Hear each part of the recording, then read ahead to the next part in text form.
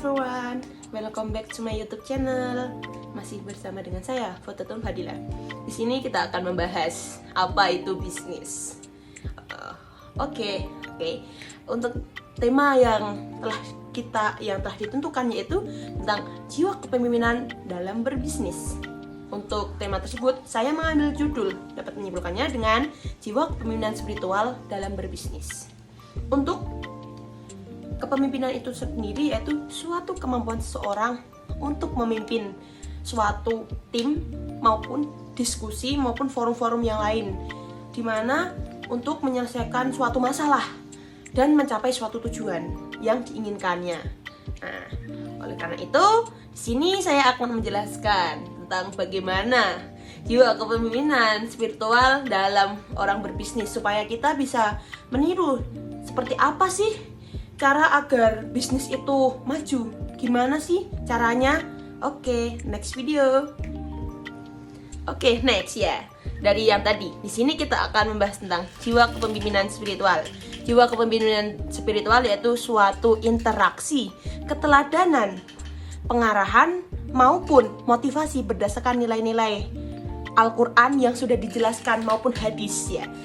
Oleh karena itu di sini saya mengambil landasan syariah dalam surah An-Nisa ayat 59. Dengan itu yang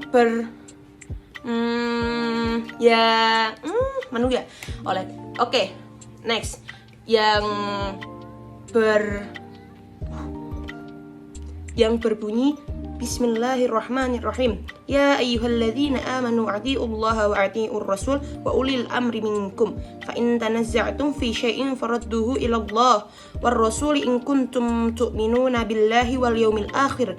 Dzalika khairu wa ahsanu ta'wila. Yang artinya, hai orang-orang yang beriman, taatilah Allah dan taatilah Rasulnya dan ulil amri di antara kamu. Kemudian jika kamu berlainan pada pendapat tentang sesuatu, maka kembalikanlah ia kepada Allah atau Al-Quran dan Rasulnya atau sunnahnya. Jika kamu benar-benar beriman kepada Allah dan hari kemudian, yang demikian itu lebih utama bagimu dan lebih baik akibatnya.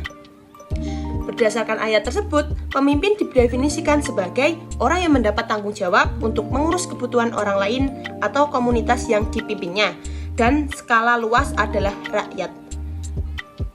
Di dalam hadis juga berbunyi tentang kullukum ra'i wa kullukum mas'ulun an ra'iyatih. Yang artinya, ingatlah tiap-tiap kalian adalah pemimpin dan tiap-tiap kalian akan dimintai pertanggungjawaban atas kepemimpinannya. Oke, next ya. Implikasi kehadiran kepemimpinan spiritual adalah terciptanya kultur spiritual dalam perusahaan, sehingga meningkatkan kelas perusahaan dari sekedar baik menjadi berkah. Untuk itu, bagaimana kultural spiritual perusahaan mampu menciptakan level tidak sekedar baik tetapi menjadi juga berkah. Oleh karena itu, di sini dapat diambil dari dalam The Speed of Truth, yaitu yang berisikan 7 biaya yang harus dibayar perusahaan, yaitu sistem pengamanan yang berlapis, kemudian birokrasi yang terlapis, kemudian eksklusif informasi, konflik kepentingan, persaingan tidak sehat. Yang keempat, sistem kerja individualisme, tidak ada motivasi, kontribusi dan kreativitas. Kemudian yang kelima, yaitu turn off karyawan berprestasi. Kemudian yang keenam, gejolak organisasi sering muncul. Dan yang terakhir yaitu hilangnya integritas masyarakat. Oleh karena itu, melalui budaya spiritual dalam perusahaan, maka terus antar sesama karyawan di perusahaan akan tercipta, sehingga mendorong produktivitas serta efisiensi biaya operasional yang dikhawatirkan oleh Covey dalam temu penelitiannya. Oke, next. Dan untuk menjadi pemimpin yang disegani oleh orang lain, yaitu harus menerapkan berbagai macam kriteria, yaitu yang pertama, dicintai bawahannya, yang kedua, akomodatif terhadap aspirasi, yang ketiga selanjutnya yaitu budaya musyawarah, kemudian yang terakhir yaitu tegas menjalankan aturan. Karena itu dalam konteks atau dalam berbisnis itu kita, walaupun kita yang membuat aturan itu tersendiri, tetapi kita harus tetap mengikuti apa aturan yang telah kita sampaikan kepada karyawan lain, supaya kita lebih dihargai dan dihormati oleh karyawan yang lain, dan juga karyawan-karyawan tersebut senang bekerja dengan kita dan bisnis kita lebih ke berkah dunia dan akhirat. Dan yang terakhir yaitu kriteria yang telah saya sampaikan atau strategi tersebut harus melingkupi 4 komponen. Yang pertama, harus meningkatkan ketakwaan kepada Tuhan Yang Maha Esa. Dan yang kedua, meningkatkan pengetahuan atau knowledge.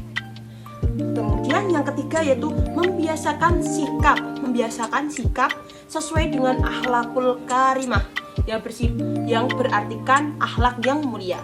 Dan yang terakhir yang harus kita tahu yaitu membangun dan meningkatkan semangat atau passion melalui kegiatan motivasi dan meningkatkan ibadah-ibadah sunnah, supaya dalam berbisnis, dalam melakukan bisnis, kita dapat melakukannya dengan cara yang cepat, kayak dengan cara dimana kita kayak diridhoi sama Allah ya, dimana kita dalam melakukan suatu bisnis itu terjalan dengan lancar.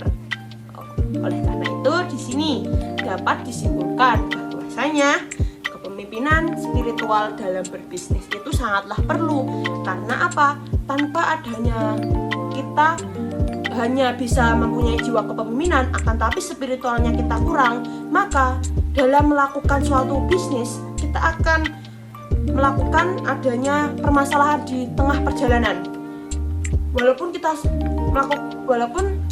dengan kendala-kendala yang sangatlah dikatakan tuh minim, akan tapi dalam kendala tersebut susah untuk mencari jalan keluarnya. Oleh karena itu di sini kita perlu jiwa kepemimpinan yang utama, yaitu jiwa kepemimpinan spiritual dalam berbisnis. Karena tanpa Tuhan kita tidak bisa berdiri sendiri. Oleh karena itu kita sebagai makhluk sosial atau makhluk ciptaan Allah, kita harus selalu bersyukur dan harus menjalankannya dengan ikhlas. Ikhlas sebagian dari ibadah. Oke, segitu yang dapat saya sampaikan. Kurang lebihnya saya mohon maaf. Assalamualaikum warahmatullahi wabarakatuh. Sampai jumpa. Thank you very much.